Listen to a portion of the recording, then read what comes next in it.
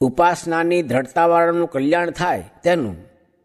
સ્વામિનારાયણ હરે સંવત 1877 ફાગણવદી 9મીને દિવસ રાત્રિને સમયે શ્રીજી મહારાજ ગામ શ્રી પંચાળા મધ્યે ઝીણાભાઈના દરબારમાં ઓટા ઉપર ઢૂલિયો ઢળાવીને વિરાજમાન હતા ને મસ્તક ઉપર ધોળો ફેટો બાંધ્યો હતો ને ધોળે અંગરખેસ સહિત ગરમ પોસલી રાતી ડગલી પહેરી હતી ને ધોળો ખેસ પહેર્યો હતો ને ધોળી પછેડી ઓઢી હતી ને પોતાના મુખારવિંદની આગળ પરમહંસ તથા દેશ દેશના હરિભક્તની સભા ભરાઈને બેઠી હતી.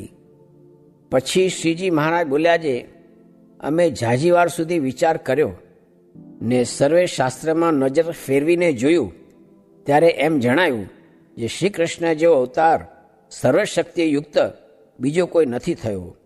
કેમ છે બીજી જે સર્વે પોતાની અનંત મૂર્તિઓ ભિન્ન ભિન્નપણે રહી છે તે સર્વેનો ભાવ શ્રી કૃષ્ણ ભગવાને પોતાની વિશે દેખાડ્યો.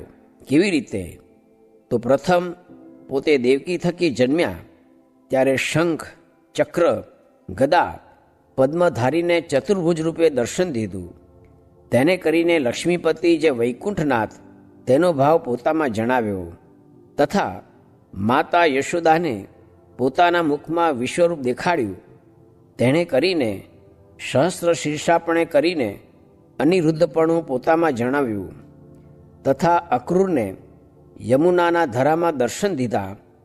તેને કરીને શેષશાહીપણું જણાવ્યું તથા અર્જુનને રણસંગ્રામમાં વિશ્વરૂપ દેખાડ્યું જે પશ્ય મેં પાર્થ રૂપાણી શતોર્થ સહસ્રશ એવી રીતે અનંત બ્રહ્માંડ દેખાડીને પુરુષોત્તમપણું જણાવ્યું તથા પોતે શ્રી કૃષ્ણે કહ્યું છે યસ્માત અક્ષરમ અતીતોહમ અક્ષરાદપી ચોત્તમ અતોસ્મી લોકે વેદે ચ પ્રથિત પુરુષોત્તમ.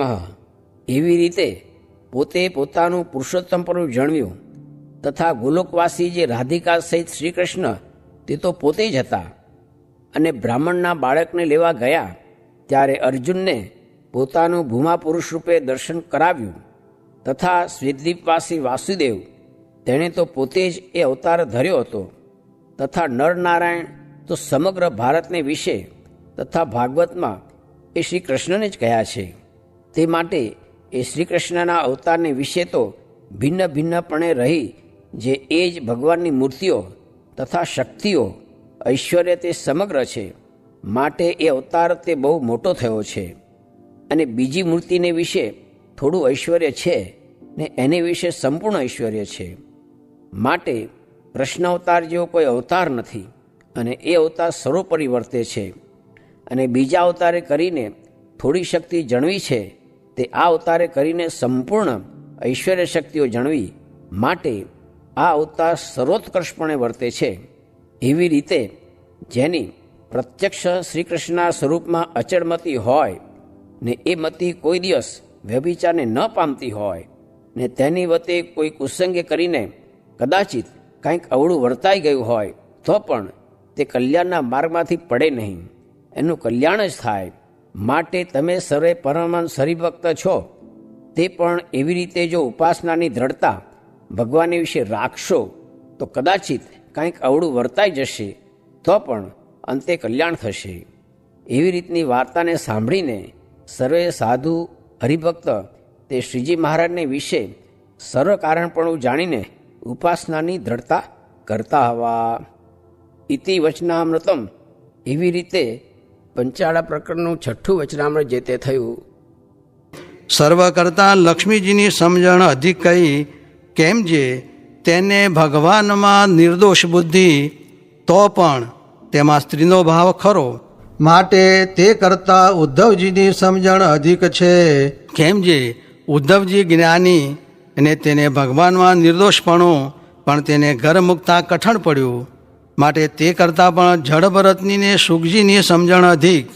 કેમ જે એને સ્ત્રી પુરુષો ભાવ જ નહીં. સ્વામિનારાયણ અરે સ્વામીએ વાત કરી છે ભગવાનની સ્તુતિ કરવી પણ પોતાને પતિતને અધમ માનવું નહીં. કેમ જે એમ માને તો જીવમાં બળ રહે નહીં ને જીવ ગ્લાનિ પામી જાય ને આપણે તો ભગવાન મળ્યા છે માટે પતિત શા સારું માનીએ. આપણે તો કૃતાર્થ માનવું. સ્વામિનારાયણ હરે સ્વામીએ વાત કરી જે વડોદરાનો ચાંદલો કોઈકને આવે ત્યારે સર્વે તેના મોટા ભાગ્ય માને, તેમ આપણે તો પુરુષોત્તમ નારાયણનો ચાંદલો આવ્યો છે, માટે આપણે તેનો કેફ રાખવો. સ્વામિનારાયણ હરે સ્વામીએ વાત કરી જે એક દિવસ સ્વરૂપાનંદ સ્વામીએ મહારાજને પૂછ્યું છે, હે મહારાજ, सत्संगी का कैसा कल्याण होता है? ત્યારે મહારાજ બોલ્યા છે, जैसा कल्याण मोटा मोटा अवतार का होता है तैसा कल्याण सत्संगी का होता है. ત્યારે स्वरूपानंद स्वामी बोलिया છે, गुरु साहेब तब तो बहुत बड़ा कल्याण होता है. સ્વામિનારાયણ રે સ્વામીએ વાત કરી છે, મહારાજનો ને મોટા સાધુનો જે રદગદ અભિપ્રાય જાણવો તે તો બહુ જ કઠણ છે. તે તો ક્યારે જણાય? તે એક કલ્પ સુધી જો મુક્તાનંદ સ્વામી તથા ગોપાળાનંદ સ્વામી તથા કૃપાનંદ સ્વામી એવાને સેવીએ ત્યારે જણાય, પણ તે વિના તો જણાય જ નહીં.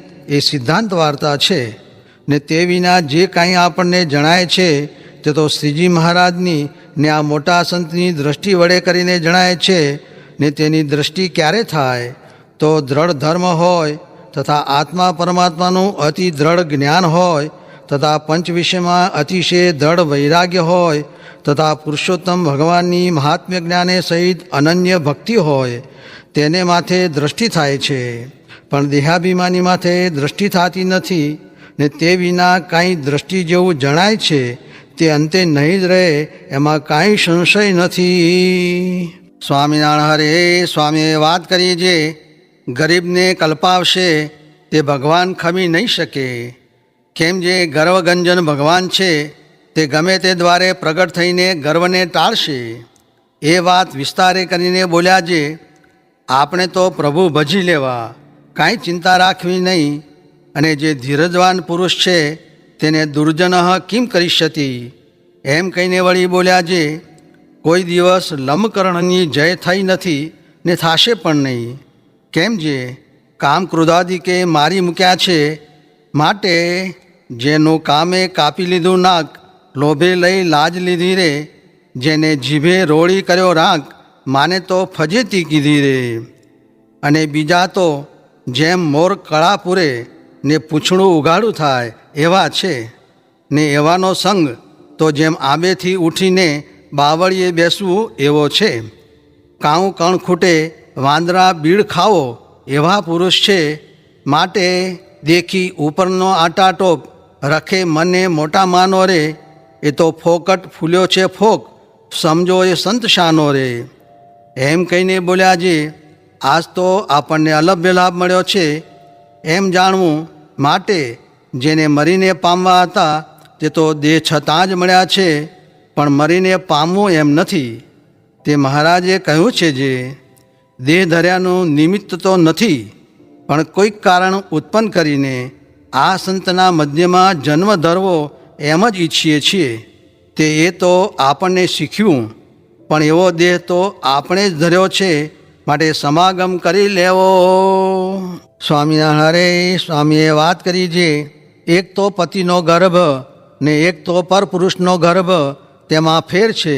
તેમ ભગવાનનું બળ ને સાધનનું બળ તેમાં ભેદ છે, એમ મહારાજે કહ્યું છે. સ્વામિનારાયણ હરે સ્વામીએ વાત કરી છે, અંતઃકરણ શેખ ચલ્લીના ખોરડા જેવું ન રાખવું. એક ભગવાન રૂપી જ થાંભલો રાખવો, પણ ઘણા ટેકા રાખવા નહીં.